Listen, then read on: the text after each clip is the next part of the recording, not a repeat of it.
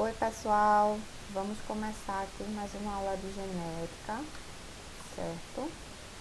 Agora sobre o assunto de interação gênica e pleiotropia, dando continuação ao assunto de genética, que a gente está vendo agora nessa unidade, certo? Para a gente finalizar o assunto de genética, tá bom? Então vamos lá. Então, na interação gênica a gente vai começar a aprender que nem toda característica que existe nos seres vivos ela é determinada por apenas um par de genes, como a gente aprendeu até o momento. Ao longo do estudo da genética, do conhecimento da genética, percebeu-se que algumas características em seres vivos eram determinadas por mais de um par de alelos, mais de um par de genes, certo? Pode ser 2, 3 ou mais que isso, determinando apenas uma única característica, certo? E isso a gente chama de interação gênica, que como o próprio nome dá a entender, significa que vários genes diferentes que podem estar presentes no mesmo cromossomo ou não, eles podem interagir de alguma forma a determinar uma mesma característica, certo? Essa interação, como eu já falei, pode ocorrer entre genes que podem estar no mesmo cromossomo ou não. Nesse caso aqui, eles não estão em cromossomos iguais. Ó. Os genes azão, azinho, um par de genes está presente nesse cromossomo aqui, verde claro e longo, enquanto que os genes bezão, bezinho estão em outro par de cromossomos, tá? Mas eles interagem de alguma maneira para determinar uma única característica. Então, agora a gente vai começar a se acostumar a ler 4 genes, certo? Azão, azinho, bezão, bezinho, a gente vai ver que as letras podem mudar, mas agora a gente vai começar a estudar 2 pares de genes ao mesmo tempo, ok? Tudo isso para determinar uma única característica. Então, vão existir 3 formas diferentes desses pares de genes interagirem, 2 ou mais pares de genes interagirem, certo? A gente pode ter interação do tipo interação simples ou herança complementar, que é quando 2 ou mais pares de genes atuam para determinar uma única característica, um único fenótipo, tá? A epistasia é quando esses pares de genes, certo? Vão interagir da forma que um deles vai inibir a ação do outro. Então, um bloqueia a ação do outro. A isso a gente chama de epistasia. Vou mostrar mais para frente. E a gente tem interação poligênica, que é quando 2 ou mais pares de genes, eles vão se unir e dar um efeito cumulativo, um efeito que vai acrescentar a uma determinada característica, certo? Sofrendo algumas variações, um gradiente de variações, ou uma escala de variações, que é o que a gente vai ver que ocorre com a cor da pele humana. O primeiro tipo, que é a interação simples ou herança complementar, a gente classifica ela dentro de interação não epistática. Por quê? A palavra epistasia faz alusão ao bloqueio, tá?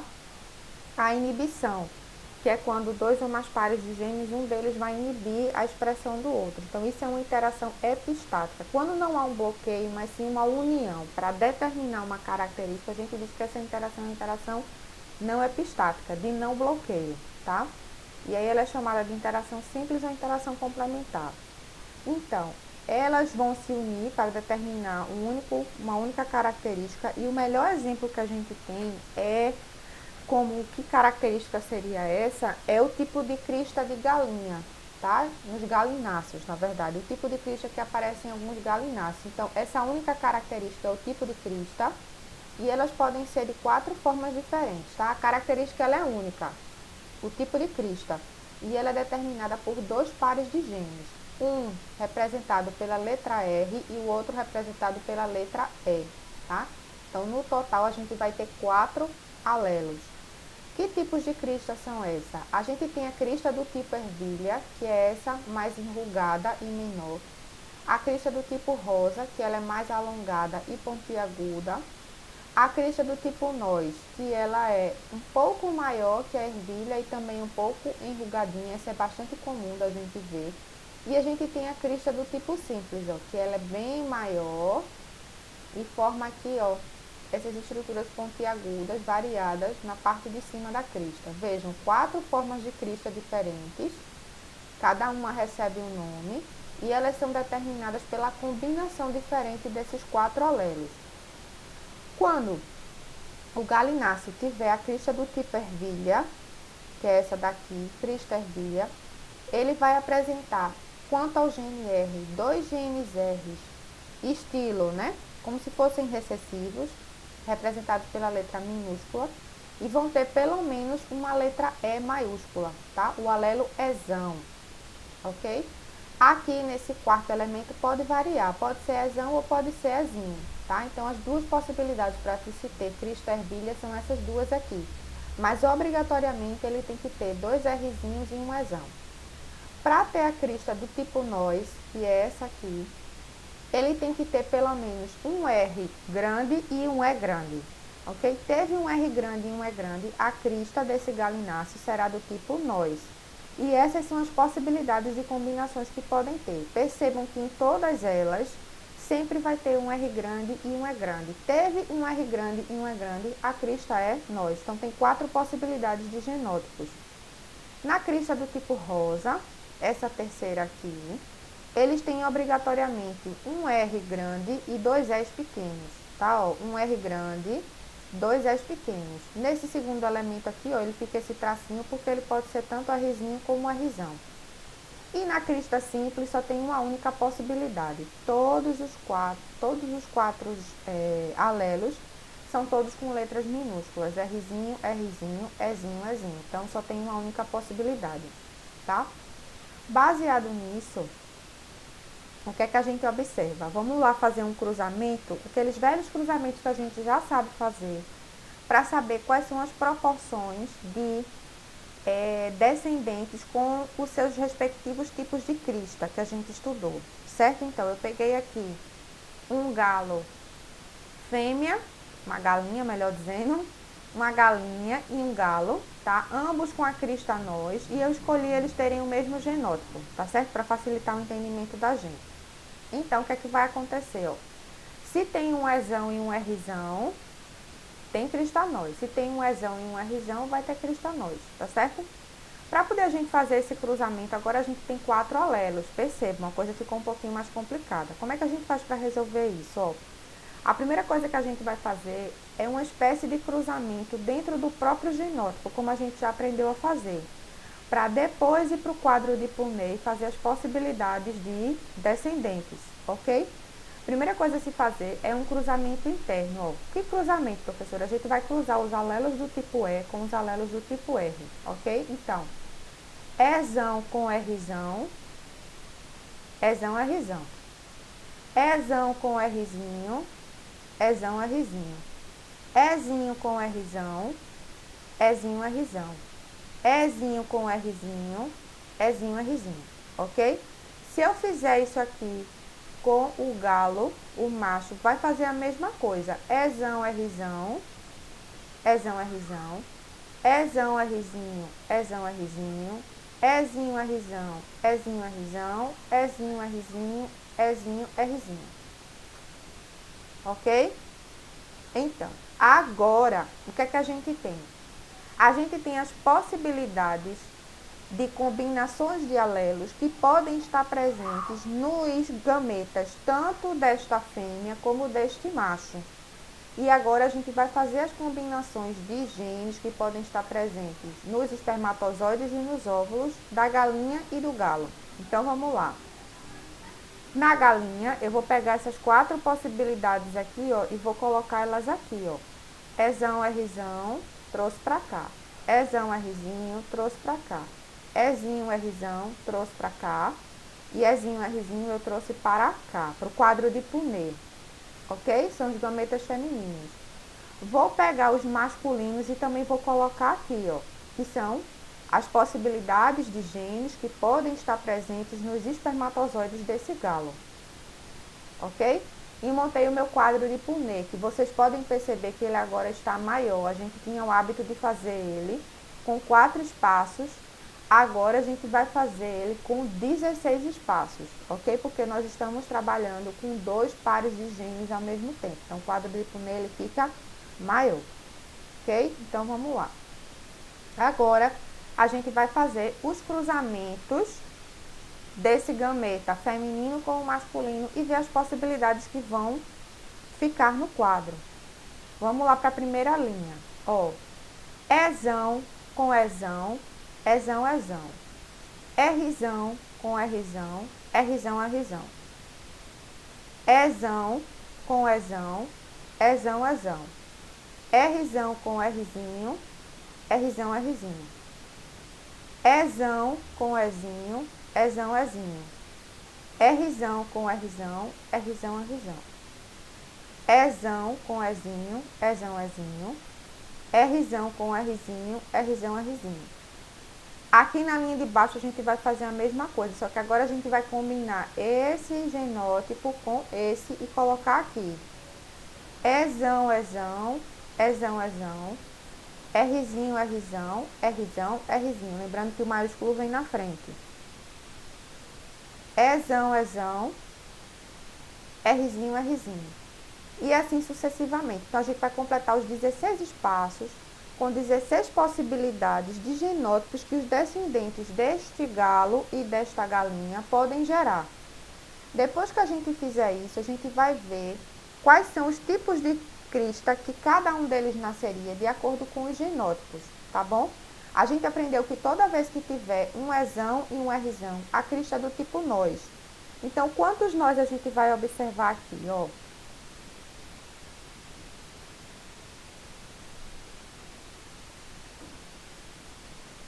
1, 2, 3, 4, 5, 6, 7, 8, 9. Se vocês perceberem, todos esses que estão com o quadro marcado em vermelho, tem pelo menos um Ezão e um Rzão. Então, a gente vai ter a possibilidade, a proporção, na verdade, de nascer 9 indivíduos com crista do tipo nós. Com a crista ervilha. Para nascer com a crista ervilha, tem que ter pelo menos um Ezão e 2 Rzinhos, tá? Então, com a crista ervilha seriam 3. 1, 2, 3.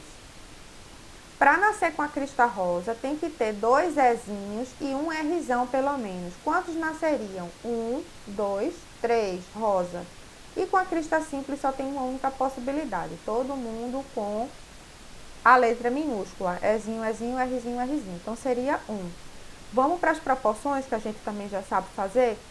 Qual é a proporção de descendentes com crista do tipo nós, ervilha, rosa e simples? Quantas nós a gente contou? 9, né? Que foram lá os quadrinhos vermelhos que eu mostrei. Quantas ervilhas? 3 indivíduos. Quantos rosas? 3. E quantos simples? 1. Então, a proporção de indivíduos com crista nós, ervilha, rosa e simples será de 9 para 3 para 3 para 1. Agora a gente vai começar a entender os tipos de interação epistática, que são conhecidas como epistasia, que é a característica que tem de um desses par de genes impedir a manifestação do outro, impedir a expressão do outro. Isso a gente vai observar na coloração de pelos de ratos. E os ratos, nesse caso, terão 4 cores de pelos: agute, que é uma corzinha amarronzada, preto e branco.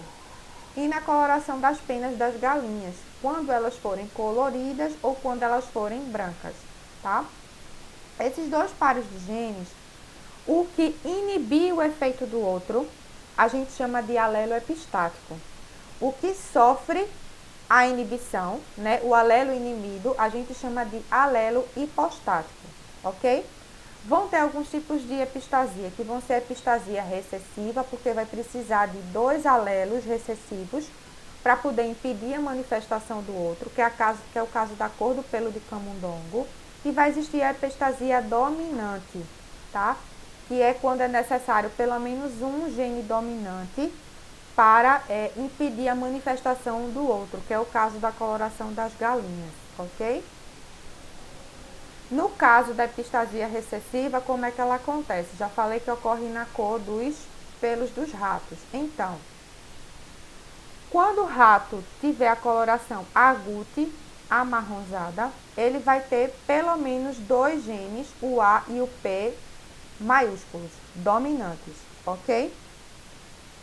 Para ter a coloração preta, ele vai ter pelo menos um gene do grupo A maior, dominante, e tem dois genes recessivos do tipo preto, ok? Para ser um rato da coloração branca, ele vai ter que ter os dois do tipo A recessivos, certo? Pode ter um P maiúsculo dominante ou dois P's recessivos. O que a gente observa aqui? Para o rato nascer da coloração branca, a presença do duplo recessivo do tipo A, Azinho, Azinho, Azinho, Azinho, inibe a manifestação de cor. Ele não vai poder ter a cor nem agute, nem preta, tá? Se a gente fizer um cruzamento da mesma forma como a gente fez o da galinha aqui, ó, vocês podem depois com calma pausar o vídeo e fazer esse exercício. Pegar, colocar esse quadro de Punnett aqui, ó, com essas possibilidades de genes presentes nos gametas, tanto aqui como aqui, faz no caderno e treina para ver se dá o mesmo resultado daqui. E faz o mesmo cálculo da proporção. A proporção de ratos agutes, pretos e brancos, ok? É a mesma coisa que a gente fez para a galinha, sem diferença nenhuma. A epistasia dominante é a que determina a cor das penas das galinhas, tá? Então, para a galinha ter a pena colorida, certo? Ele tem que ter um gene C dominante e os genes I, os dois recessivos. Se ela nascer com esse tipo de característica, tá? Ele vai ser colorido, tá bom? Recessivo e um C, pelo menos um C dominante, ela vai ter cor, vai ser esse tipo de galo ou de galinha. Já para nascer com a pena branca, o que é que acontece? Ele vai ter que ter pelo menos um gene I dominante, tá? Teve um I dominante, vai inibir a expressão do C, que significa cor, então a galinha vai nascer da pena branca. Ou se tiver dois recessivos do tipo C, perdão. Dois recessivos do tipo C, ou pelo menos um do tipo I dominante, já faz a galinha nascer de coloração branca, ok? E os cruzamentos se fazem da mesma forma que a gente fez para o adulto, ou para o rato e para a galinha. Então, aqui eu trouxe um exemplo para a gente ver. Ó, eu tenho aqui uma galinha branca, certo? Outra galinha branca, as duas com o mesmo genótipo, como vocês podem perceber. A primeira coisa que a gente vai fazer para preencher esse quadro de Punnett é esse cruzamento aqui interno. Então, ó, vai ser Izão com Czão, coloco aqui. Izão com Czinho, coloco aqui. Izinho com Czão, coloco aqui. E Izinho com Czinho, coloco aqui. Faço a mesma coisa com esse e preencho aqui.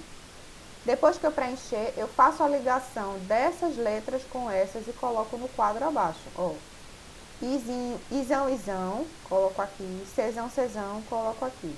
Izão, Izão, coloco aqui. Czão, Czinho, coloco aqui. E assim sucessivamente. Depois disso, eu vou quantificar quantos nasceriam com a pena branca, quantos nasceriam com penas com cores, ok? Seguindo aquele esquema que eu mostrei na tabela anterior, tá? Conto quanto seria e faço a proporção, certo? Então, a gente faz aqui a proporção e percebe que temos 1, 2, 3, 4, 5, 6, 7, 8, 9, 10, 11, 12, 13. 13 indivíduos nasceriam com penas brancas e 3, 1, 2,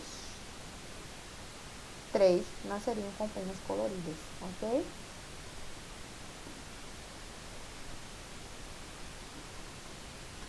A herança quantitativa é um exemplo também de interação gênica que ocorre quando dois ou mais pares de genes, eles se somam e tem um efeito cumulativo, certo? Quando é que isso vai acontecer? Isso acontece na coloração da nossa pele, gente. Se vocês já pararam para perceber, as pessoas têm tons de peles diferentes, que a gente vai desde o branco, e um branco bastante branco, né, até uma pele negra. E a gente percebe um gradiente, ó, uma pele bem branca, uma um pouco mais bege, uma já tendendo a escurecer, uma um pouco mais escura, uma mais escura ainda e a pele negra. Então a gente tem um gradiente de cores de pele, tá? Uma escala. E essa escala é determinada por um efeito cumulativo de dois pares de genes que a gente expressa com as letras A e a letra B, certo? E os que forem maiúsculos são genes que têm efeito aditivo, que é o que a gente conhece mais, por ser maiúsculo, como gene dominante, tá? Os que têm a letra minúscula são os genes que não são aditivos, ou seja, que não acumulam cor, não deixam a cor mais intensa da pele. A herança quantitativa, ela também é conhecida como herança multifatorial, cumulativa ou herança poligênica, tá? Então, o que é que a gente observa aqui, ó? Essa pessoa aqui com a pele bastante escura, uma pele negra, ela tem os 4 alelos maiúsculos, ou seja, os 4 alelos maiúsculos reunidos dão uma tonalidade de pele bastante escura, que é a tonalidade de pele negra. Se um indivíduo tem 3 ao invés de 4, ó, já diminuiu, tem 3 genes aditivos e um não aditivo, a tonalidade de cor de pele dela já é um pouco mais clara, ele seria um mulato escuro. Quando se tem agora, ao invés de 3 genes aditivos, ou seja, entendam genes aditivos como genes que adicionam cor, deixam a cor mais intensa. Mas agora passa a ter 2, ou seja, pode ser um azão e um bezão, dois bezãos ou 2 azãos, tá? Ele já é um mulato de coloração média, mais claro, tá? Quando tem apenas um gene, certo? Com efeito cumulativo, que pode ser o azão e o bezão, certo? Ele tem a tonalidade de cor mulato claro. Porém, se eles tiverem todos recessivos, aqui há um pequeno erro, tá certo? Aqui é azinho, azinho, bezinho, bezinho. Aqui tá errado, ok? Azinho, azinho, bezinho, bezinho. Essa pessoa vai ter a tonalidade da pele branca, porque ele não tem nenhum gene aditivo, nenhum que adiciona a cor. Então, a cor da pele dele, desse indivíduo, acaba sendo uma cor de pele branca. Por último, a gente tem a pleiotropia. A pleiotropia ela ocorre quando um único gene, agora o raciocínio é o contrário, eu vou ter um único par de genes determinando várias características. Até agora a gente tinha nas interações, né? A gente tinha que eram 2 ou mais pares de genes determinando uma única característica, agora a gente vai ter um único par de genes determinando várias características. Isso eu chamo de pleiotropia. Ela é o contrário da interação gênica, ok? O exemplo de pleiotropia que existe são a anemia falciforme, a fenilcetonúria e a síndrome de Marfan, certo? O que é a síndrome de Marfan? É uma síndrome que é determinada por um único par de genes, que ela é provocada por uma mutação no gene FBN1, que causa anomalias nas fibras elásticas, tá? Do nosso tecido conjuntivo. E por causar essa anomalia no nosso tecido conjuntivo dessas fibras elásticas, ela causa várias consequências, ou seja, várias características que vão desde problemas nos vasos sanguíneos, problemas nos ossos, nos olhos e em outros órgãos, certo? No caso da anemia falciforme, ela também é determinada pela mesma maneira, é um único par de genes que determina uma série de características, mas a principal característica da anemia falciforme é que a hemácia, ao invés dela desenvolver no formato de disco, discoide, que é o formato clássico e o formato saudável dela, ela vai ter um formato de meia-lua ou um formato de foice, por isso que se chama anemia falciforme. Além disso, uma pessoa com anemia falciforme ela vai ter várias outras características, mas a principal delas é essa, certo? E a anemia falciforme vai comprometer, sobretudo, no transporte de oxigênio no corpo dessa pessoa, tá? Ela vai ter uma tendência a ter esse tipo de anemia, que vai deixar ela fraca, debilitada, com dificuldade de praticar exercícios, por exemplo, porque ela vai ter uma má distribuição do oxigênio no corpo, visto que o oxigênio não vai se ligar de maneira eficiente a uma hemácia que tem um formato que não é apropriado para a fixação do oxigênio. E o último exemplo é a fenilcetonúria, certo? Que é provocada por um alelo chamado alelo FF, né? É uma doença recessiva e ela vai determinar várias características diferentes, como um retardo mental, problemas de pele, a fenilalanina na urina, tá? Entre outras características.